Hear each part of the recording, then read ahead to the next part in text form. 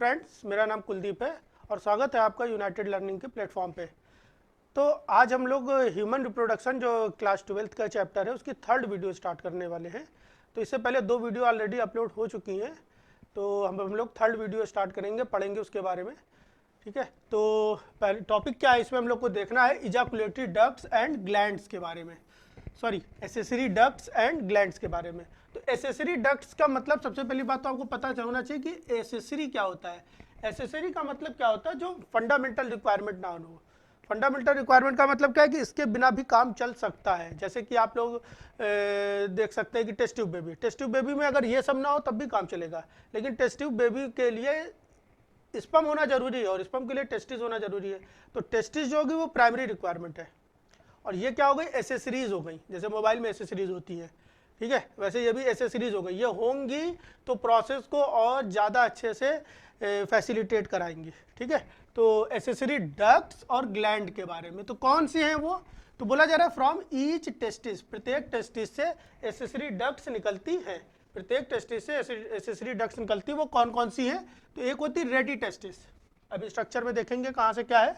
दूसरा है वासा इफ्रेंसिया, तीसरा है इपीडाइडेमिस, और चौथा है वास डिफरेंस। तो इससे पहले हम लोगों ने पढ़ा था सेमनीफेरस ट्यूब्यूल के बारे में। कहाँ है सेमनीफेरस ट्यूब्यूल, ये है सेमनीफेरस ट्यूब्यूल। सेमनीफेरस ट्यूब्यूल में क्या होता है, सीमेन बन रहा है, सीमेन नहीं बोलना चाहिए, सॉरी, स्पर्म बन रहा है, स्पर्मेटोजेनेसिस हो रही है। स्पर्म और सीमेन में डिफरेंस है, भी आगे हम लोग समझेंगे। ठीक है, तो स्पर्म बन रहा है। अब ये स्पर्म जो होता है वो इंटर करता है, ये सेमनीफेरस ट्यूब्यूल से स्पर्म इंटर करता है, किसके अंदर, स्पर्म इंटर करता है वासा इफ्रेंसिया में। बड़ा ध्यान देना है, वासा इफ्रेंसिया, सर इसमें तो लिखा नहीं वासा इफ्रेंसिया, ये जो लिखा हुआ है इफ्रेंट डक्टलस है ना, तो इफ्रेंट डक्टल्स जो है वो क्या कहलाई जाएगी, वासा इफ्रेंसिया कहलाई जाएगी। लेकिन वाया क्या है, रेटी टेस्टिस से होते हुए, मतलब बीच में रेटी टेस्टिस होगी, फिर क्या होगा, सेमनीफेरस ट्यूब्यूल होगा, और फिर क्या होगा, वासा इफ्रेंसिया होगा। तो भी लास्ट में पूरा आपको फ्लो चार्ट के फॉर्म में लिखना होगा। ठीक है, नोट साथ साथ बनाते चले आप अपना। ठीक है, बाकी इसकी पीडीएफ वगैरह भी आपको अवेलेबल कर दी जाएगी। दूसरा क्या होता है, वासा इफ्रेंसिया, फिर वासा इफ्रेंसिया क्या हो रहा है, इसके बाद क्या हो रहा है, इपीडाइडेमिस। फिर वासा इफ्रेंसिया कहाँ पे ओपन हो रहा है, इपीडाइडेमिस में, और इपीडाइडेमिस से कहाँ पे ओपन हो रहा है, वासा डिफरेंस में। तो आपको पहली बात तो पाथ पूरा क्लियर होना चाहिए। क्या हो रहा है, सेमनीफेरस ट्यूब्यूल, ठीक है, सेमनीफेरस ट्यूब्यूल ओपन होता है, काय में ओपन होता है, वासा इफ्रेंसिया में, वाया रेटी टेस्टिस से होते हुए। बीच में एक कनेक्टर है रेटी टेस्टिस क्या कर रहा है, कनेक्ट कर रहा है, किसको, सेमनीफेरस ट्यूब्यूल को, किससे, वासा इफ्रेंसिया से।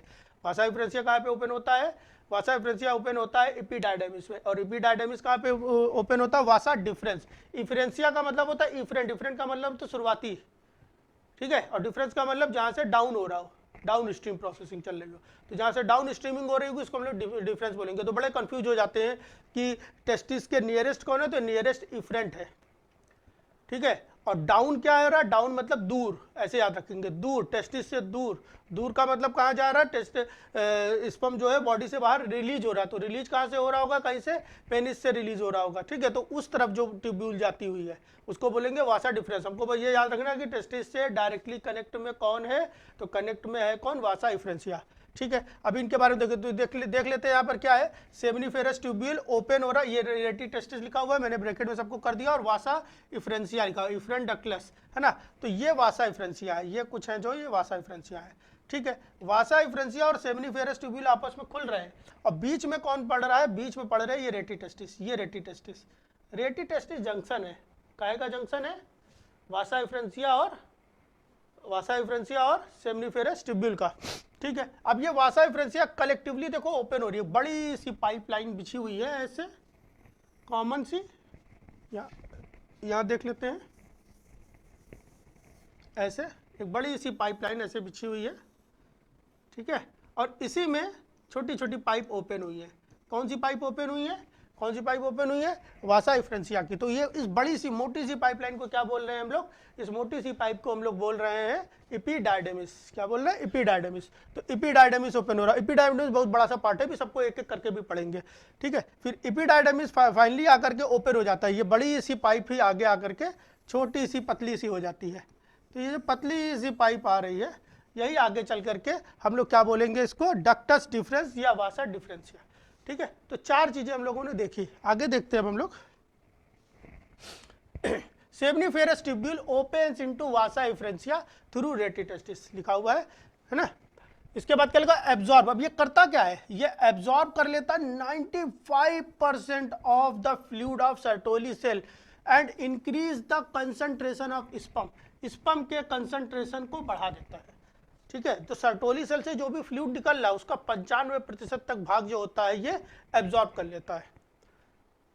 क्लियर है, मतलब जो स्पर्म है वो कंसंट्रेट हो, बिल्कुल डाइल्यूट ना हो कि पानी में तैर रहे हैं स्पर्म, लिक्विड में फ्लूइड में किसी तैर रहे हैं स्पर्म, ऐसे नहीं है, बड़ा कंसंट्रेटेड रहना चाहिए।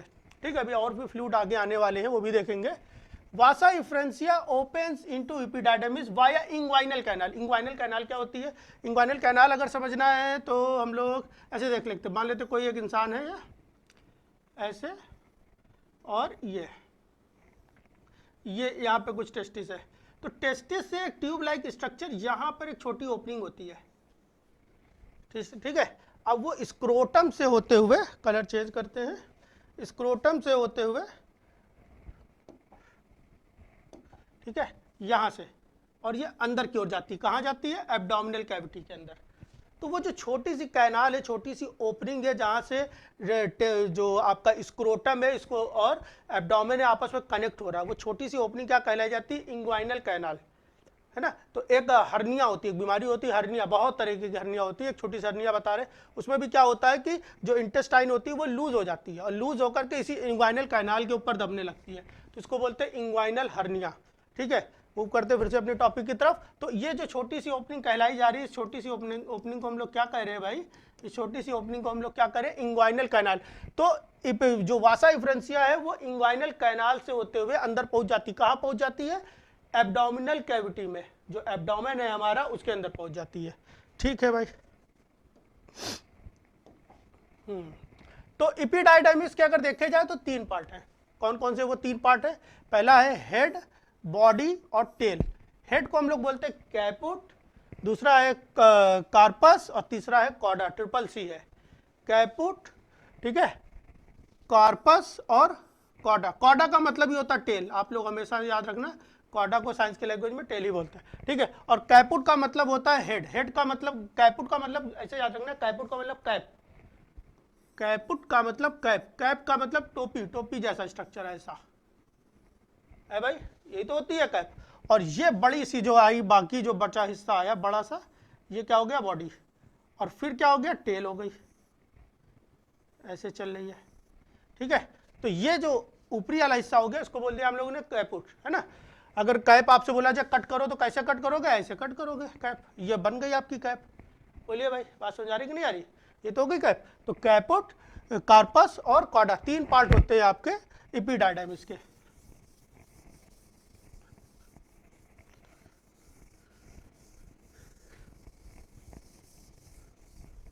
ठीक है, कैसी होती है, एक होती है, ठीक है, सिंगल, नैरो और क्वाइल्ड ट्यूब लाइक स्ट्रक्चर है, सिंगल है, narrow, coiled tube like structure. कहाँ होती है, एब्डोमिनल कैविटी के अंदर। अब हम लोग एब्डोमिनल कैविटी में आ चुके हैं, स्क्रोटम सैक से निकल चुके हैं, अंदर आ चुके हैं। स्क्रोटम सैक से स्पर्म को लाने का काम कौन कर रहा है, आपका वासा एफ्रेंसिया, कौन कर रहा है, वासा एफ्रेंसिया, और उसने जाकर के कनेक्ट करा दिया, किससे कनेक्ट करा दिया, एपिडाइडमिस से। एपिडाइडमिस क्या कर रहा है, सिंगल है, नैरो है, क्वाइल्ड ट्यूब लाइक स्ट्रक्चर है, एडल्ट ह्यूमन में लगभग 6 से 7 मीटर की होती है, मतलब 6 से 7 मीटर की होती है, मतलब दैट इज हाईली क्वाइल्ड होती है, क्योंकि इंसान तो 6 से 7 मीटर का है नहीं, है ना। उसी एब्डोमेन के अंदर छोटी सी रखी हुई, दैट इज आपको पहले से पता हो जाना चाहिए कि क्या होगी, यहाँ पर बहुत ज्यादा क्वाइल्ड होगी तभी काम चलेगा। बोला stores the sperm in the cauda region for 2 to 3 month, 2 से 3 मतलब महीने तक स्पर्म का बॉडी से बाहर निकलना, या स्पर्म नहीं बोलना चाहिए, सीमेन बोलना चाहिए, सीमेन और स्पर्म में थोड़ा सा अंतर भी आगे बताएंगे। बॉडी से निकलने की प्रोसेस को बोलते हैं इजाकुलेशन। तो इजाकुलेशन अगर नहीं हो रहा किसी भी कारणवश, तो स्पर्म क्या होंगे, बॉडी के अंदर धीरे धीरे एब्जॉर्ब होने लगेंगे, है ना। क्या एब्जॉर्ब होंगे, 2 से 3 महीने तक स्टोर रहेंगे, अगर तब भी नहीं होगा तो उनकी फैगोसाइटोसिस होकर के एब्जॉर्ब हो जाएगा बॉडी के अंदर। तो वो कुछ ब्रह्मचर्य बोलते हैं, वो यही चीज होता है कि 2 से 3 महीने तक बॉडी के अंदर से स्पर्म, मतलब 75 दिन मिनिमम, 75 डेज मिनिमम अगर इजाकुलेशन नहीं हो रहा तो वही स्पर्म धीरे धीरे एब्जॉर्ब होने लगेंगे, और एब्जॉर्ब होकर के वो अलग एक कुछ मैथोलॉजिकल व्यू है, उसको हम लोग यहाँ पे नहीं कंसीडर करेंगे। साइट ऑफ प्राइमरी मैचुरेशन, देखिए भैया बड़े बड़े शब्दों में लिखा हुआ है, और बहुत पूछा जाता है। स्पर्म का प्राइमरी मैच्योरेशन कहाँ होता है? स्पर्म का प्राइमरी मैच्योरेशन एपिडाइडमिस में होता है। तो बड़ा इंपॉर्टेंट क्वेश्चन है, याद रख लेना। For sperm that is increase motility, बोला गया इस मैच्योरेशन में हुआ क्या, अगर कोई इंसान मैच्योर हो रहा है तो उस पर क्या चेंज आ रहा है? तो बोला जा रहा है कि यहाँ पर मैच्योरेशन में क्या होता है कि इस स्पर्म की मोटाइलिटी बढ़ती है। ठीक है, तो प्राइमरी मैच्योरेशन होता कहाँ है? एपिडाइडमिस में। स्पर्म एपिडाइडमिस में स्टोर हो सकते हैं, कितने दिन तक स्टोर हो सकते हैं? 2 से 3 महीने तक स्टोर हो सकते हैं। ठीक है, 2 से 3 महीने तक स्टोर रह सकते हैं। प्राइमरी मैच्योरेशन एपिडाइडमिस में हो रहा है। और क्या हो रहा है कि इस प्राइमरी मैच्योरेशन के दौरान जो मोटाइलिटी है, मोबिलिटी है स्पर्म की, वो बढ़ती है। If sperm does not ejaculate then absorb after 74 days of sperm, है ना। तो जो सदगुरु है या और भी बहुत सारे महात्मा संत हैं वो बोलते हैं कि स्पर्म को रिटेन करना चाहिए 75 दिनों तक, फिर 75 दिनों के बाद आपके अंदर कमाल की ऊर्जा आ जाएगी। वो सब यही साइंस है, क्योंकि वहीं पर क्या होने लगेगा, तुरंत ही एब्जॉर्प्शन स्टार्ट हो जाएगा। ठीक है, स्पर्मेटोजेनेसिस के 75 दिनों तक के अंदर इसके बाद इसका एब्जॉर्प्शन स्टार्ट हो जाता है। चलिए आगे बढ़ते हैं हम लोग। ठीक है, एपिडाइडमिस ओपन्स इनटू वासा डिफरेंस। एपिडाइडमिस कहाँ ओपन हो रहा है? वासा डिफरेंस में। आपको पहले ही पता है एपिडाइडमिस कहाँ ओपन हो रहा है? वासा डिफरेंस में। कैसे ओपन हो रहा होगा? एपिडाइडमिस का कौन सा पार्ट, क्वेश्चन देखो फर्जी का क्वेश्चन, एपिडाइडमिस का कौन सा पार्ट वासा डिफरेंस में खुलता है? तो भाई पूछ खुलती है। पूछ का मतलब कॉडा, कॉडा का मतलब पूछ, पूछ का मतलब कॉडा। जैसे हम लोगों की जो पूछ निकलती है, हम लोगों की नहीं निकलती है। ठीक है, इसकी निकलती है हमारे पूर्वज मंकी की। तो वो कौन सी वर्टिब्री इलोंगेट कर जाती है? Caudal vertebrae. वो कॉर्डल वर्टिब्री के पार्टिसिपेट होने से निकलती है। हम लोगों में जो लास्ट वर्टिब्री आती है उसको क्या कहते हैं? क्वाडा। क्वाडा का मतलब ये होता है टेल, टेल का मतलब होता है आखिरी एंड बॉडी का। ठीक है, तो epididymis opens into vast difference. Vast difference unites with seminal vesicle. Vast difference जो होता है वो जाकर के जुड़ता है किससे? Seminal vesicle. अभी इसमें एक एक चीजें समझ में आ जाएंगी, है ना। एंड फॉर्म इजाकुलेटरी डक्ट, और क्या बना लेता है? इजाकुलेटरी डक्ट का निर्माण करता है। देखो कुछ कुछ नए नए भी नाम आने लग गए। ठीक है, ejaculatory duct open into urethra and at the seminal colliculus, है ना। सेमाइनल कोलाइकुलस पे जाकर के जो इजाकुलेटरी डक्ट है वो ओपन हो जाती है यूरेथ्रा के अंदर। ठीक है, urethra runs from urinary bladder then penis and finally open called urinary meatus. ठीक है, तो इन चीज़ों को हम लोग समझ लेते हैं। देखिए भैया, ये क्या है आपका? Seminal vesicle. ये क्या हो गई? आपकी प्रोस्टेट ग्लैंड। ये बल्बयूरिथ्रल ग्लैंड हो गई। ये वास्ट डिफरेंस हो गया। अब देखो सेमाइनल वेसिकल से क्या निकल रहा है आपका? एपिडाइडमिस हो गया यहाँ पर, और ये क्या हो गया? टेस्टिस। ठीक है, अब टेस्टिस के अंदर से छोटी छोटे ये ऐसे मान सकते हैं, ये क्या हो गए आपके? वास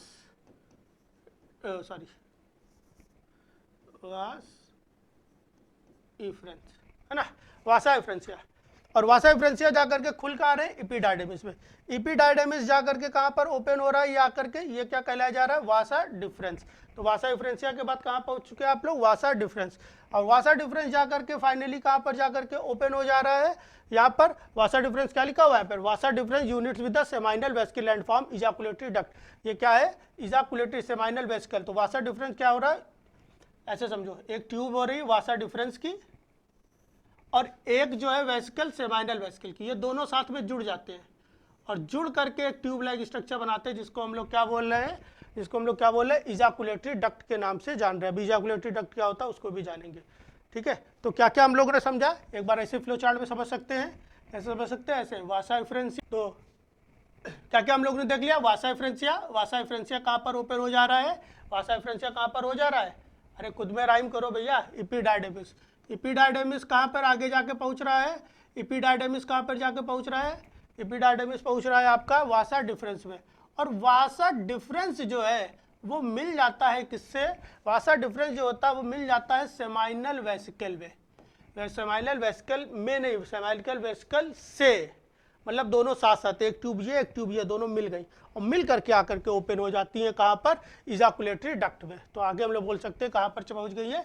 इजाकुलेटरी डक्ट। तो ये पाथवे याद होना चाहिए, ऐसे याद रखोगे, एक एक पेज आप लिख डालोगे ऐसे ही, है ना। Ejaculatory duct open into urethra at the seminal कोलाइकुलस।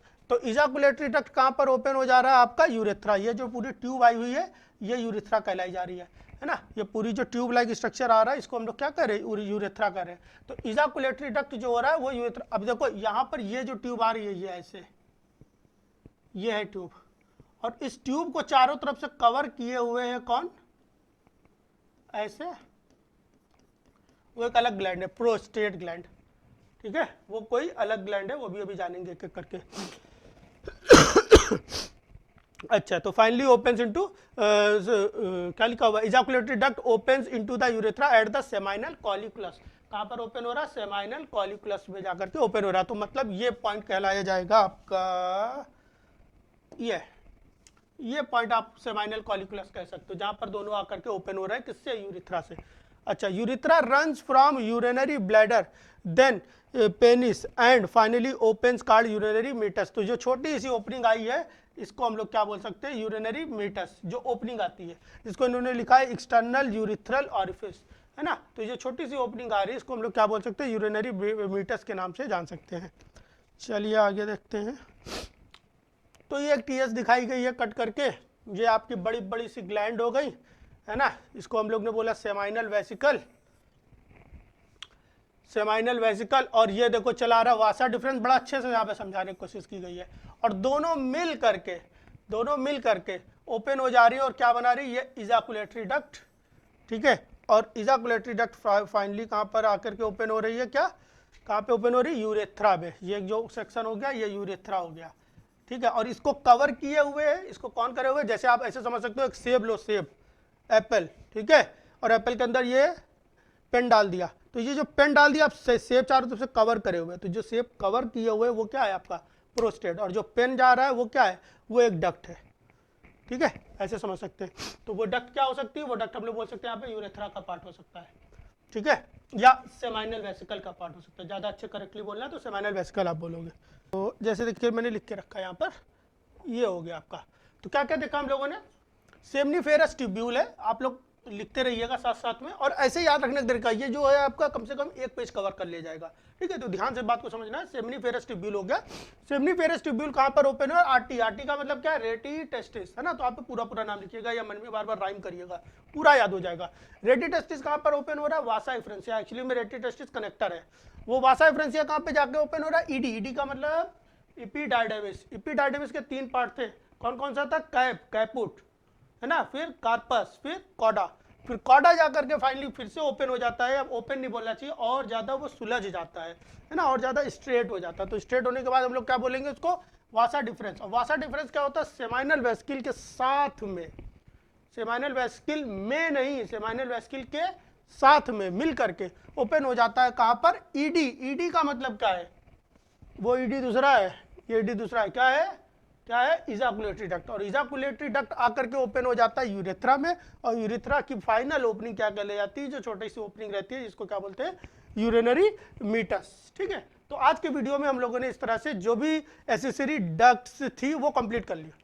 अभी ग्लैंड्स रह गई हैं। ग्लैंड्स क्या रहेगी सर, ये इजाकुलेटरी जो डक्ट है वो सब लिया, जो ग्लैंड्स है, प्रोस्टेट ग्लैंड सर उधर साइड में लगा, तो बल्ब यूरिथ्रल ग्लैंड लगी होती है, ये सब का मतलब नहीं समझा रहा, तो समझेंगे अभी हम लोग आगे नेक्स्ट वीडियो में, ठीक है। तो आज के लिए फिलहाल इतना रखते हैं, नेक्स्ट वीडियो में हम लोग जो भी एसेसरी ग्लैंड्स हैं उनको पढ़ेंगे। और अगर आपको ये कंटेंट अच्छा लग रहा है तो अपने जो भी साथी हैं, जो भी कलीग्स हैं, जो भी रेलिवेंट ऑडियंस है, जो भी आपके जूनियर सीनियर्स हैं, उनको शेयर करिए कि हाँ कुछ ऐसा भी कंटेंट ऑनलाइन आपको फ्री में अवेलेबल किया जा रहा है, ठीक है। तब तक के लिए मिलते हैं हम लोग आपसे नेक्स्ट वीडियो में, ओके, बाय।